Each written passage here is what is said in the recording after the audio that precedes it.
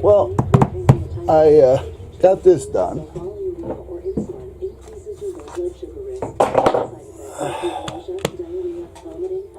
And on the bottom it's got the magnet, so it'll stick or it won't. I don't have to worry about swapping it back and forth. And it's got a big enough platform so that if I want to use it on something I can. I was, however, thinking of taking out this bolt and then making it so I can have a tripod in here. So I'd have to put like a threaded rod through here with nuts on each side. So if I want to put a tripod on it, I could. But again, do I really want this sitting on top of a tripod? Something temporary, I don't know. You know, I mean, it does what I need it to do right now. So that's all I'm concerned about. So let's put that right there and not worry about it. Now this... You are now being recorded and authorities have been notified. And so I got her to do that. This one I got to redo. This vehicle is equipped with video surveillance. So I don't know. But so far, that's where we're at. So now if this gets triggered... You are now being recorded and authorities have been notified. That'll be number 2. In other words, that means like you're trying to break a window, you know? This is your car door hits my van. This vehicle is equipped with video surveillance. You know, so that's kind of like where I'm leaning at this point. So I'm going to let that be, and that's basically pretty well set. I'm not going to do anything with that just yet. I want to wait until we get some better weather. Because there's 2 things I need to do. One is, in order to get this horn or speaker where I want it, I got to take off part of the dashboard. I mean the grill.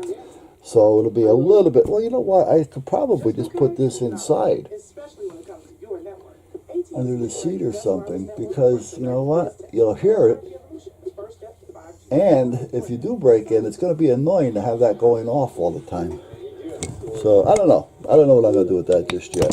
I do, however, have to hook this up to a fuse, a regular fuse, which is part of the van, because it has to be tied into a ignition on-off. So basically when the van is running, this will be hot. Not so much, I'm sorry, when I said ignition on-off, sorry about that. I need it so that when the van is running, it's on. So once you start the van, you know, there's certain fuses that activate. Yeah, and there's some that are constant. Well, I need one that's going to go on when the key is in an on position. And this is going to feed my USBs. This is going to be hooked up to the alarm where the shock sensor is, and the shock sensor will be hooked up to these. But again, I gotta wait for a good day. Meanwhile, what I'm going to do is I'm going to go out here real quick because I want to do some measuring. I'm thinking of building another building. Not so much like an all-out building. I'm just talking just a place to where if I want to pull the van in on bad weather, I have a place to pull it in and work on it. So I'm thinking just a 2x4 structure, approximately 28 feet long by maybe 14, 15 feet wide. I want to measure the van's width when both front doors are open, and I want to add another foot or so that I can get around them without opening and closing them. That's how wide I want it to be. And I want it long enough so that I have about 5 feet in the front and 5 feet in the back. So I'm thinking somewhere around 28 feet, maybe 30 feet by maybe 14 or so, give or take.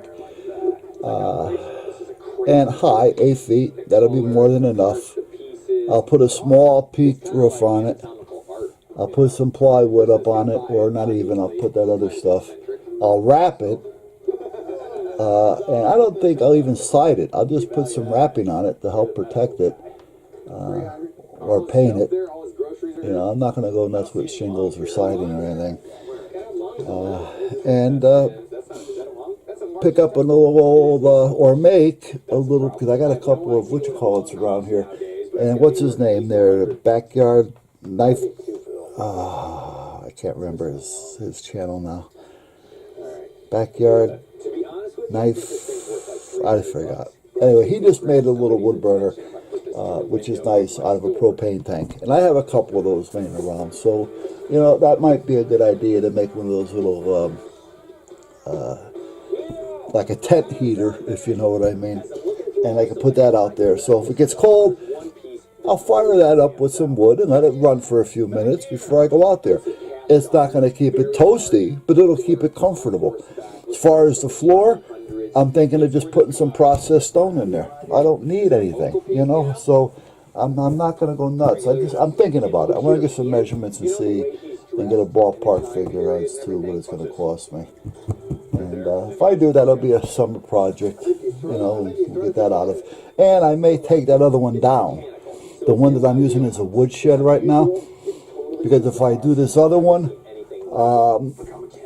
I may have enough room in there, or make it a little bit longer so that I could put wood in there as well, you know, especially in the wintertime, and still have room.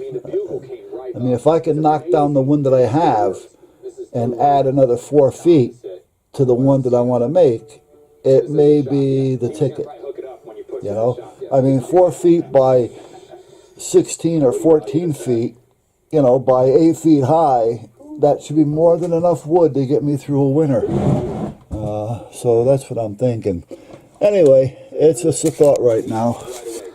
I'm not even going to run it by the wife. She'll come home someday and just see it out there. So, all right, I'll be done.